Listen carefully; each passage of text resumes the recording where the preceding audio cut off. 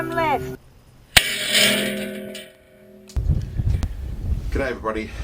Today I want to go through and see if I can give you some help, some tips in dealing with Mirage in long range shooting. We find in our stuff that the Mirage is one of the things that the more you can control it, the more pleasurable, the better result, the better you'll do things in the way of your target shooting.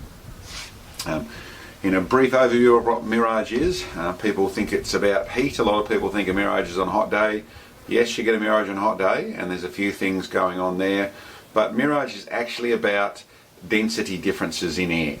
So when you have one density of air mixing another density of air, and that can be temperature, different temperature airs, the ground being heated up and radiating and then by the sun and heating the area or the air that's touching the ground, cold air coming into it, you get a mix between that cold air and hot air, and where that mix is where you get a mix of densities, and that is where you see Mirage.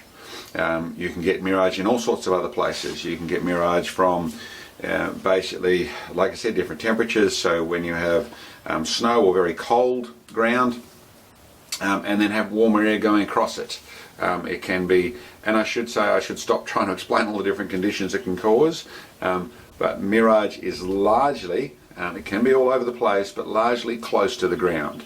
And that's what I want to discuss today, as to how to involve the ground area in what you shoot over, in the profile of the ground you're shooting over, to try and help you limit your Mirage, to make your shooting more pleasurable and, more to the point, more effective with what you can do. A little bit of an explanation to go through that. So obviously there are times to try and avoid that, or times that make that better or worse. In the start up of the day, when the sun's getting warm and the air is still cold, then you'll tend to find you have a Mirage as that radiation starts to come off the ground and warm up that ground air with the cool air coming across it. Some days you'll find that what will actually happen is that the air that's going across starts to get to the same sort of temperature, and then you come back to a mild or no Mirage because you don't have that density difference. Other days, the hotter it gets, it's always chasing itself, and only by the end of the day you start to see that the two times it'll be good is the beginning of the day before the radiation's really started, and the end of the day when things are starting to back off and equalise to where you get those air densities, those ground temperatures and air temperatures evening up. And I can go on a lot about different things, from air that's coming through trees that's being cooled, coming back out into warm air that's not being cooled. All these sort of things can cause your Mirage. And your gentle Mirage, which I should touch on briefly as well, obviously, well not obviously, for people who've seen it, and there's a fair few videos on it, in reading your Mirage to see what your wind is doing. And if you've got the right sort of Mirage travelling through your air, you can get different focus points out through your range to read your wind to a degree as to what is actually happening. This tends to be more in across the ground shooting, where you get those density differences, rather than so much across in the way of across a valley shooting, where you have one mass of air that's all travelling that doesn't have density differences. But you can still read that to a degree. I'm not getting into the details of reading Mirage for wind. I'm really trying to discuss how to help minimise your Mirage so you can get your shooting done. A couple of things I want to explain beyond that point, and I've got a little whiteboard here to do a little bit of drawing to make sense of what I'm talking about, how to improve things. Now we're going to pick a day where there's obviously you've got a Mirage, you're fighting with it, or you know that there's going to be a Mirage. It is this time of year, you have a Mirage, so how can you limit the amount of Mirage you've got? To start with, probably one of the hardest things to shoot, where Mirage is the most affecting on you, is when you have, this is a little figure of your shooter, this is the figure of your target. When you have basically flat ground from one area to the other area, then right across there, anywhere in there, normally it's within the first metre of the ground, you're going to have Mirage everywhere. So if you've got a bad Mirage day, or a day where Mirage is around, that is probably the hardest way to do it, because you'll have Mirage right the way, all the way through that, where you'll actually have a sharp, aggressive Mirage right in front of target, to a slow, wavy, soft Mirage in front of you. And I'll get a little bit further on before I explain that in more detail. The next place, and probably the best way where you'll get the least mirage, is if I take out this ground here and replace it with probably the best sort of ground to shoot over when you actually have a valley. I'll do that again. A valley from one side, from where you are the shooter to where the target is. Then that low area which is affected by the different temperature of the ground to where the air is, you're not looking through at all. So you actually then have a nice clean area right from shooter all the way to the target, and that's the nicest way to do things. That is the ideal conditions for shooting in.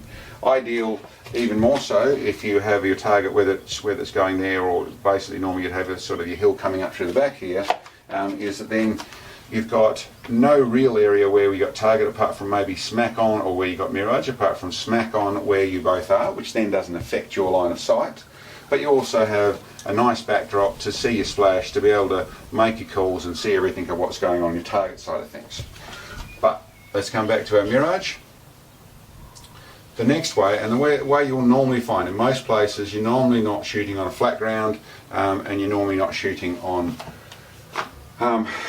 from one side of the valley to the other side of the valley. What you'll quite commonly be shooting on is something where you have maybe a little shelf out in front of you, you can still see your target, and then it comes up to where your target is. That's a bit out of whack. Let's draw that so it makes sense. We can't. How do I do that from this angle? There we go. So you have this little bit of flat area shooting on, and there's a valley. Whether it's a wobbly valley or multiple valley, it doesn't matter, there's a valley. So there's a valley through here, and you have a little flat area. This area, when you've got decent mirage, is probably the hardest to do things with. And the reason for that is your main mirage area is going to be right here. So that's where your worst mirage is. What that tends to do is it softens off your target a little bit, so you get a little bit of a softer image, but you can still see it. But those actual changes in air density that you're actually looking through, it's a little. If you used to see what a mirage looks like, it's sort of it's like boiling. There's a wibbling, there's a shimmering going on in front of you. Well, that shimmering, when it's there, will essentially cause you to see your target in a position where it isn't. And if you look through there and study, zoom in and see properly, you can actually see your target dancing around and actually moving. It can be even worse than that. Even though you're seeing the dance around and you're going to average for the middle of it, with this sort of thing going on, you can get to the point where you are actually getting the right pressure area is right through here. I'm not saying it is particularly there, but it can be in that spot where you're actually bending the light through the lens of a really heavy density change, which can actually mean that your point of impact can be 2 or 3 MOA away from where you're actually aiming. So this is probably the worst one to shoot with, and getting yourself up off the ground, or shooting where there is some room so you're not shooting through that mirage, is important to be able to get your aim right. The next side of things, and the other end of this mirage, is the other way around. Probably just as common, you'll find, but you have it flat there, and you come up, and then you're shooting from where you've got a valley to shoot through. So then your area here is nice and clean, all the way out to here, but your mirage problem is here. What that'll tend to, what you'll see out of that is you tend to find, although the target is, there is a certain amount of, it's not moving around. In that form, it tends to not cause any aiming issues. What it does cause is spotting impacts. So if you're trying to see things, you get a blur all over your target. So actually shooting, when you set up like this, actually getting the hit done and getting on target, there's really no problems in that side of things.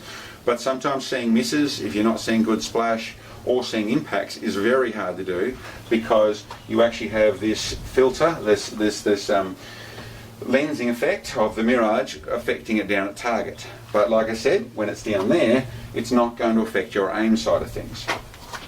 Probably one of the ones that catches a lot of people out is an area which we've been there a few times and don't realise until we set up and actually make it happen, is that when we've got a reasonable shooting area here, we've got a reasonable drop off here, but there's actually a mountain or a hill in between. And when you set up your shot, you can see that you can, or what you're looking at, you can see your target. And this is the same for hunting as well, but you can see where your target is, you can make it out clearly. But the crest, you're looking just over the top of another crest.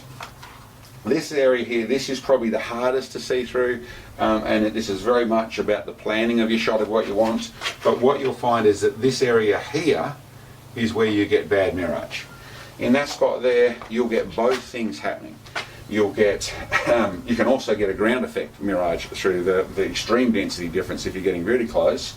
But even if you've got it the same height, where you can see your target properly over the top, your mirage through here is both going to cause your image to be very fuzzy, so you can't make it out in detail, but it's also going to be to where your point of aim is being moved, because it's close enough to you to cause your point of aim, and it's close enough to target to cause a real blurriness on the target. So listen, that's really, as said, all about making it so that it's simply, when you're looking at planning these sorts of things, to set up for Mirage. There's times of day that can improve things. There's understanding your area. You know, you go out and study and work with it. A lot of people do what they can do. They only get a weekend off, so they're going to go shooting somewhere.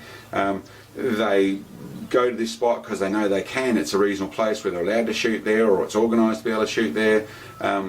And then they set up with a team of guys and they want to go and do some shooting, and then they deal with what they deal with. It can really spoil your day if you have bad mirage. And listen, a lot of people soldier on and wonder why their results aren't as good as they want, or wonder why it was hard as it was, and how do people get these other conditions to work. Well, one of them is working out where your lay your land is and understanding how mirage is affecting you.